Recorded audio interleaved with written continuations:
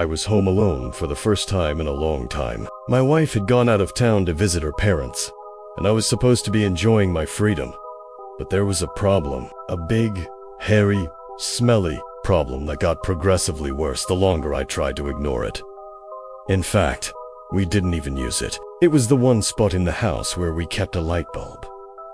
Because it was always dark, I could feel the vibrations through the floor, through our bed, and it sounded like it was right behind the closet door. I don't know how long I stood there, frozen in fear, but eventually the noise stopped, and I slowly started to relax. The thought of someone or something turning on the light in the hallway made me uneasy. The creature tilted its head and let out a low growl that sounded like gravel grinding.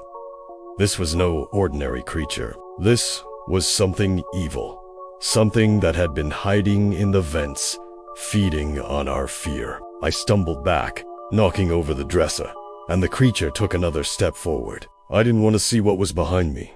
Didn't want to know if I had escaped. I ran until I could see the front door in the distance. Its bright light, a beacon of hope in the darkness. When I finally reached it and stepped outside, I didn't stop running. I kept going until I was far, far away from that house and the horrible, stinking creature that lived in the vents. I didn't wait to see what happened next. I ran. Then it did something that made my blood run cold. It smiled. The creature was right behind me, its heavy footsteps echoing through the hallway. I could hear it breathing, its hot, fetid breath on my neck. I could feel its claws scraping against the floor.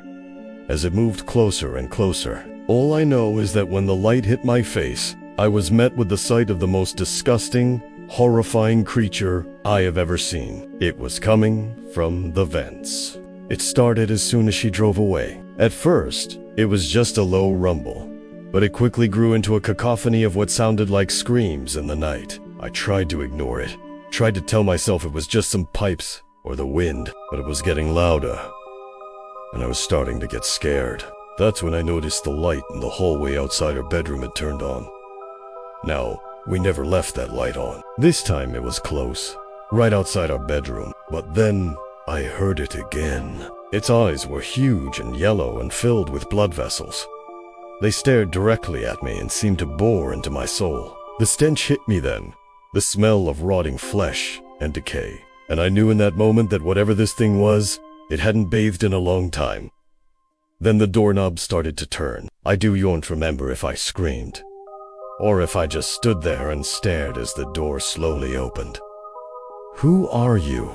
What do you want?" I asked, my voice shaking. Its skin was a sickly shade of green, and covered in what looked like boils that oozed a black, tar-like substance.